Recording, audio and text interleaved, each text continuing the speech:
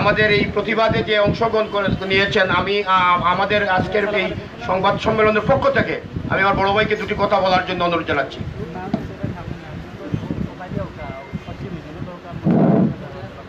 সম্মানিত হযরত শাহজালালের পূর্ণভূমি সিলেটের অত্যন্ত দক্ষ যোগ্যতার সাথে যারা এই সিলেটের জন্যে, সিলেটের মানুষের জন্যে, সিলেটের কল্যাণের জন্যে সকল ন্যায়সঙ্গত আন্দোলনে আপনারা সাংবাদিক বন্ধুগণ সবসময় অগ্রণী ভূমিকা পালন করেছেন।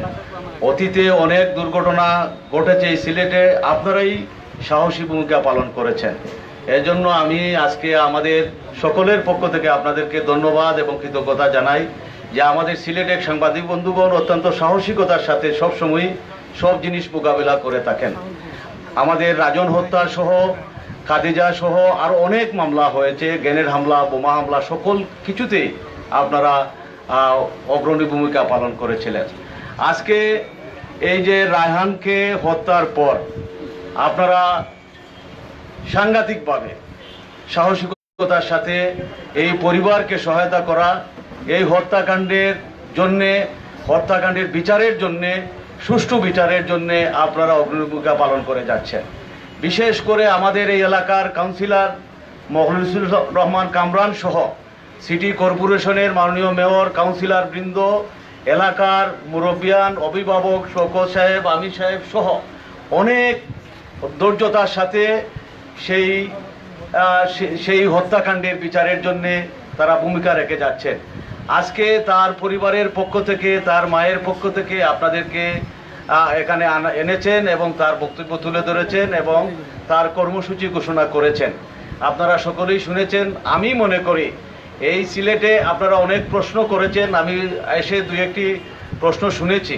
আমি আগে থাকলে হয়তো এই প্রশ্নের উত্তরগুলো আপনারাই খুঁজে পাবেন, কারণ পুলিশ একটা ফাঁড়ির ইনচার্জ, সে শুধু একা চলে না। কোনো আসামিকে গ্রেপ্তার করলেই অথবা কোনো আসামিকে গ্রেপ্তারের আগে, গ্রেপ্তারের জন্য যখন বাইর হয় তখন সে জিডি করে নেয় এবং তার ঊর্ধ্বতন কর্মকর্তাকে জানিয়ে সে গ্রেপ্তার করতে যায়। এটা হলো আইনের ভাষ্য এবং পুলিশের ভাষ্য। পুলিশ যে কোনো মানুষকে যে কোনো সময় যে কোনো মামলায় গ্রেপ্তারের জন্য বাইর হইলে সে জিডি এন্ট্রি করে বাইরিতে হয়।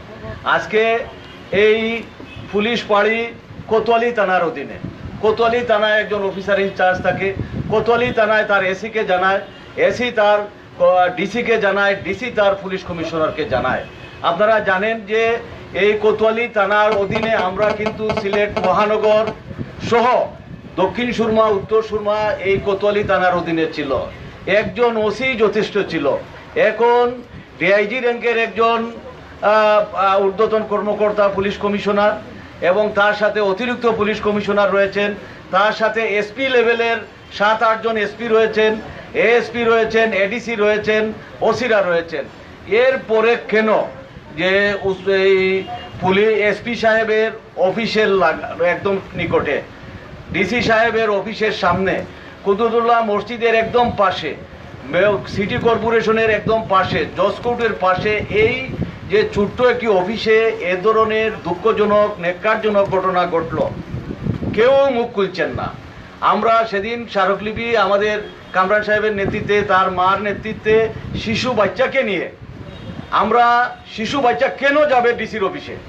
2.5 মাসের সন্তান, সে গেছে যে কোনো মানুষ, সারা সিলেটের সব মানুষ তাদেরকে সান্ত্বনা দিতে এসেছে, কিন্তু প্রশাসনের, জেলা প্রশাসন, পুলিশ প্রশাসন কোনো লোকই আসে নাই।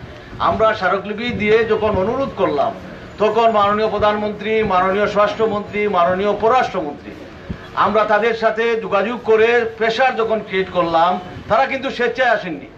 প্রেশার ক্রিয়েটের কারণে, আপনাদের প্রেশার ক্রিয়েটের কারণে তারা এখানে এসে সান্ত্বনা দিয়েছেন। তারপরেও মন্দের ভালো ওনারা এসেছেন। ওনারা এখন পর্যন্ত কোনো ধরনের প্রেস নোট পুলিশের পক্ষ থেকে কোনো বক্তব্য দেননি। যদিও আপনারা তাকে প্রশ্ন করেছেন, আমার শওকত ভাইকে, আপনারা প্রশ্ন করতেই পারেন। উনি আইনের লোক নয়, উনি সাধারণ মানুষ, উনি বিচার পঞ্চায়েত করে থাকেন, সমাজে কাজ করে থাকেন। আইনের বিষয়ে উনি কোনো কথা বলতে পারবেন না। এইসব প্রশ্নগুলো আমি মনে করি আপনারা পুলিশ কমিশনারকে জিজ্ঞেস করবেন। আপনারা কোতোয়ালির ওসি ইনচার্জ, উনি এখন পর্যন্ত ছুটিতে আছেন। উনি ঘটনার আগ থেকে এখন পর্যন্ত ছুটি বৃদ্ধি করে যাচ্ছেন। হয় কেন উনি ছুটি বৃদ্ধি করবেন? উনার থানার ভিতরে এত বড় একটা দুঃখজনক ঘটনা ঘটেছে, সেটা অত্যন্ত মর্মান্তিক। আমরা আজকে আপনাদের সহযোগিতার মাধ্যমে আমরা আমাদের রায়ানের মা বলেছেন তার প্রতি সম্পূর্ণ আস্থা রেখে তার বাচ্চার প্রতি বাচ্চা কুলে নিয়ে আমরা শপথ নিয়েছি। আমরা এই হত্যাকাণ্ডের সুষ্ঠু বিচার এবং সুষ্ঠু তদন্তের মধ্য দিয়ে আমরা এগিয়ে যেতে চাই। আমরা তার মা 72 ঘন্টার সময় দিয়েছেন। আমি আশা করি মাননীয় প্রধানমন্ত্রী, উনি একজন মা, আর আরেকজন মা তার বক্তব্য রেখেছেন, উনি মানুষের প্রতি, মায়ের প্রতি, বাচ্চাদের প্রতি, মানুষের প্রতি তার আন্তরিকতা, ভালোবাসা রয়েছে। আপনারা এমসি কলেজে দেখেছেন যে দুঃখজনক ঘটনা, লজ্জাজনক ঘটনা সারা পৃথিবীকে তাক লাগিয়ে দিয়েছে, আমাদের সিলেটকে অপমানিত করেছে। মাননীয় প্রধানমন্ত্রী নির্দেশ দিয়েছেন যে দলের হোক, তারা আসামিরা যারা এই দর্শনকারী এরা ছাত্রলীগ বলে দাবি করেছে, সেই নামদারি ছাত্রলীগকেও তো আমরা রেহাই দেই নাই, সাথে সাথে গ্রেফতার করা হয়েছে। গ্রেফতার করেছে জেলা পুলিশ, র্যাব। কিন্তু ঘটনাটা ছিল সিটি কর্পোরেশন মহানগরের তো কোনো ভূমিকা, পুলিশের ভূমিকা আমরা দেখি নাই। সাথে সাথে তাদেরকে গ্রেফতার করে তাদের জবানবন্দি রেকর্ড করে আজকে মামলার প্রস্তুতি চার্জশিটের পর্যায়ে এসে চলে আসছে। আমরা সেখানে সরকারের স্বরাষ্ট্রমন্ত্রী, সরকারের আইজিপি কেউই তো তাদেরকে কোনো সুযোগ দেওয়া হয় নাই। আজকে তাকে সাসপেন্ড করা হলো, সে চলে গেল। সে কোথায় চলে গেল? কোনোদিন তো এই সরকারি লোক, সরকারের ঊর্ধ্বতন কর্মকর্তাকে না জানিয়ে কোনো জায়গায় যেতে পারবে না। সে গিয়েছে। আমরা মনে করি 72 ঘন্টার মধ্যে তাকে গ্রেফতার করে আসল রহস্য, তাকে আশ্রয়দাতা কে, তাকে প্রশ্রয়দাতা কে, তাকে যোগানদাতা কে, কে তাকে এই পরামর্শ দিয়েছে সেটা বাইর করে নিয়ে আসতে হবে। তার বক্তব্য জনসমক্ষে আসা উচিত, তার বক্তব্য ম্যাজিস্ট্রেটের কাছে দেওয়া উচিত। এইগুলা তাকে গ্রেফতার করা অত্যন্ত জরুরি।